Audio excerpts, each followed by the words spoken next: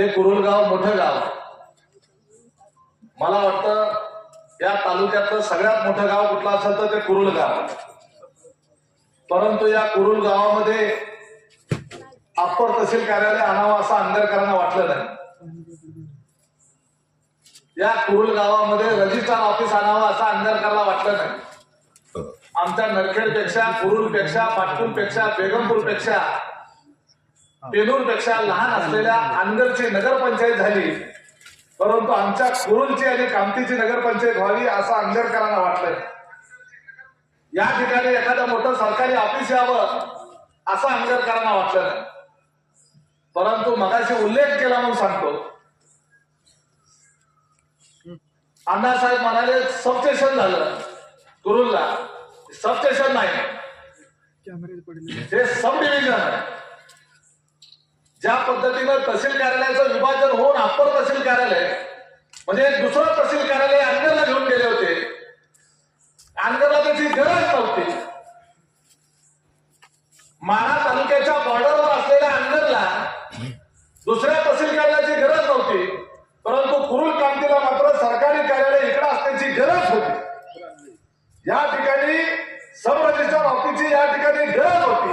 आणि याच्याही पेक्षा मोठी गरज 15 वर्षापासून या मोहोळ तालुक्याला एमएसएमईच्या सब डिव्हिजनची मागणी होती. 15 वर्षापूर्वीचा प्रस्ताव होता, त्याच्याही पेक्षा जास्त असेल कदाचित. मोहोळ तालुक्याची लोकसंख्या आणि भौगोलिक क्षेत्र लक्षात घेता आमच्या शेतकऱ्यांना 8 तासाच्या वर लाईट पुरत नाही. जी लाईट येते ते पूर्ण क्षमतेने येत नाही, व्होल्टेज पुरत नाही. आज आमच्या एका डीपीवर जर 20 कनेक्शनचं लिमिट असेल, बारक्या डीपीवर जर 10 कनेक्शनचं लिमिट असेल, तर त्या 10 कनेक्शनला सुद्धा नीट लाईट त्या ठिकाणी मिळत नाही, व्होल्टेज मिळत नाही. आमच्या घरगुती लाईट सुद्धा आम्हाला नीट व्होल्टेज चांगलं मिळत नाही. याचं कारण असं आहे की आपल्या एमएससीबीचं जे इन्फ्रास्ट्रक्चर आहे त्याच्यावरचा जो लोड आहे, तो लोड जो आहे तो दुपटीपेक्षा जास्त झाला होता. त्यामुळं या मोहोळ तालुक्याला एमएससीबीच्या सब डिव्हिजनची गरज होती. 15 वर्षापासून दूर खात पडलेला प्रस्ताव आहे. आणि आमदार तुमचा होता. मागचे 6 तर 3 वेळेला राजन पाटील स्वतः आमदार आणि 3 वेळेला राजन पाटलांनी दिलेले आमदार. राज्यामध्ये याचं सरकार होतं, राज्यामध्ये याचा मुख्यमंत्री होता, राज्यात जिल्ह्यात याचा पालकमंत्री होता, ऊर्जा विभागाचा मंत्री सुद्धा आंबेडकरांच्या विचाराचाच त्या ठिकाणी होता.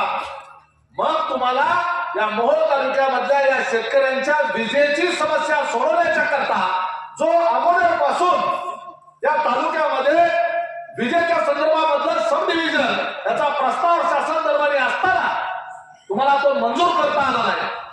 परंतु राजाभाऊ खरे आमदार झाल्यानंतर 1 वर्षाच्या आत 300 ते 400 कोटी रुपये खर्चाचं सब डिव्हिजन तुमच्या कुरुल गावामध्ये मंजूर केलेलं आहे. कुरुल एक प्रकारे एमएससीबीच्या संदर्भाने तालुक्याचं मुख्यालय झालेलं आहे. जसं विजेच्या संदर्भामध्ये, लाईटच्या संदर्भामध्ये हेड ऑफिसला जायचं असं तर कुठं जावं लागतं? मोहोळमध्ये. आता इथून पुढे कुरुल, कामती, बेगमपूर ह्या सगळ्या परिसरातल्या जवळपास 40-50 गावाच्या करता मोहोळला जायची गरज नाही. त्याचं ऑफिस आणि सगळं 12 एकरामध्ये हे सगळं सब डिव्हिजन होणार आहे. 12 अधिकारी नेमले गेले. ज्या पद्धतीनं आता एमएससीबीला 1 डेप्युटी इंजिनियर एका तालुक्याला असतो,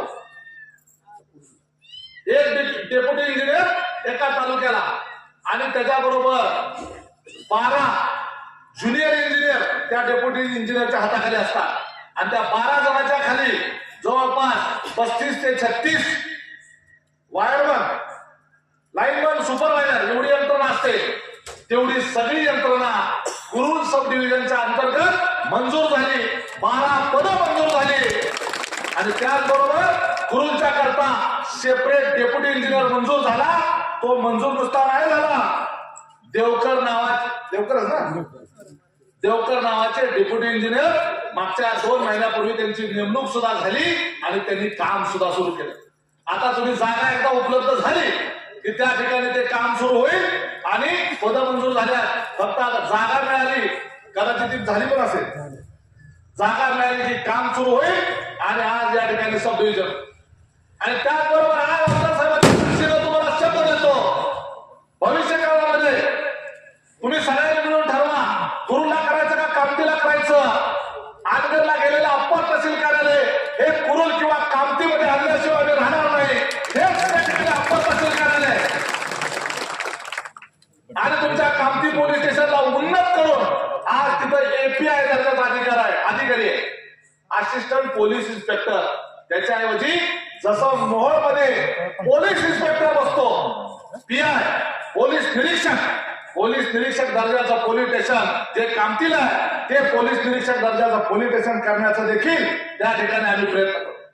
हा मोहोळचा जो दक्षिण भाग आहे, त्या दक्षिण भागाचं जे महत्व आंबेडकरांनी कमी करण्याचा जो प्रयत्न केलेला आहे ते त्या ठिकाणी आंबेडकरपेक्षा सुद्धा दुप्पटीने भागाचं महत्व वाढवण्याचं काम हे आमदार साहेबांच्या नेतृत्वामध्ये तुमच्या सगळ्यांच्या त्या ठिकाणी साक्षीनं आणि तुमच्या पाठिंब्याच्या जीवावर आम्ही करू. आज कुरुलला आम्हाला प्रचंड पाठिंबा दिला. या गावामध्ये 18 पगड जातीचा लोक राहतात. अण्णासाहेबांनी आता सांगितलं की 45 लाख रुपयाचा निधी दिला आणि आज त्या ठिकाणी राज्यामध्ये मी तर काय कुठला जिल्हा परिषदचा सध्या सदस्य नाही, आमदार साहेब निवडून आलेले, परंतु आज अशाही परिस्थितीमध्ये ते तुतारी चिन्हावर निवडून आले. तांत्रिक दृष्ट्या आमदार साहेब जे ते विरोधी पक्षाचे झाले, फक्त सत्ताधारी पक्षाला निधी दिला गेला आणि त्यामुळे आम्हाला देखील बऱ्याच गोष्टीला मर्यादा आल्या.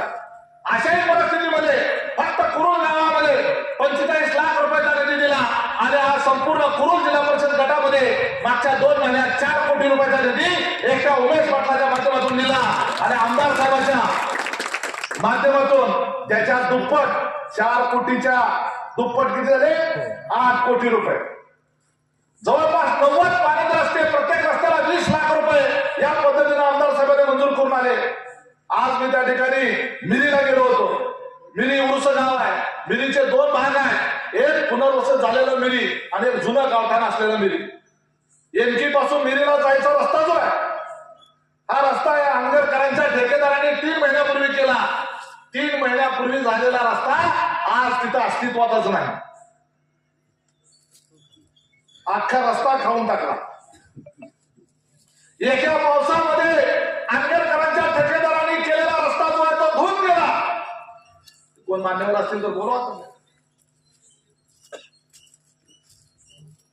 3 महिन्यामध्ये रस्ता धुवून गेला.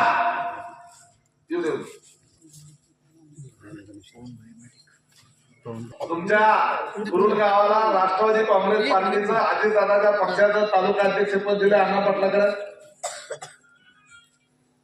जिल्ह्याचं वरिष्ठ उपाध्यक्ष दिलं इथं तुमच्या कुरुल गावात चंद्रकांत निकपानकडे, प्रभारी अध्यक्ष डिमोशन नको व्हायला. या गावाचं एक महत्व आहे. तालुक्यातलं सगळ्यात मोठं गाव आहे ना, तर ते सगळ्यात मोठं महत्व या कुरुल गावाला असलं पाहिजे. परंतु आंगरकरांनी ह्या गावाला अतिशय कमी दर्जाचं समजून या गावाकडे सातत्यानं दुर्लक्ष केलं. गावातल्या पुढाऱ्यांची जबाबदारी होती, कुणाची तरी चापलूसी करण्याच्या नादात या संपूर्ण गावाला आंबेडकरांच्या पायाशी लोळून घ्यायला लावण्याचं काम इथल्या लोकांनी केलं. आपल्याला या पुढच्या काळामध्ये याच्या दुरुस्ती करायची. मध्यंतरी आपल्या संपूर्ण मोहोळ तालुक्यावर महापुराचं संकट आलं. 100 वर्षाच्या इतिहासात एवढा पाऊस झाला नाही तेवढा पाऊस या वर्षी मोहोळ तालुक्यात झाला. महापुराला सिना नदीला, महापुराला भीमा नदीला आला, भोगावती नदीला आला. हजारो शेतकऱ्यांची घरं पाण्याखाली गेली, शेती पाण्याखाली गेली, उभा संसार उद्ध्वस्त झाला, शेती उद्ध्वस्त झाली, डोळा देखत पिकं पाण्याखाली गेली आणि जे काही शेतामध्ये पिकवलं होतं ते सगळं पाण्यामध्ये बुडून गेलं.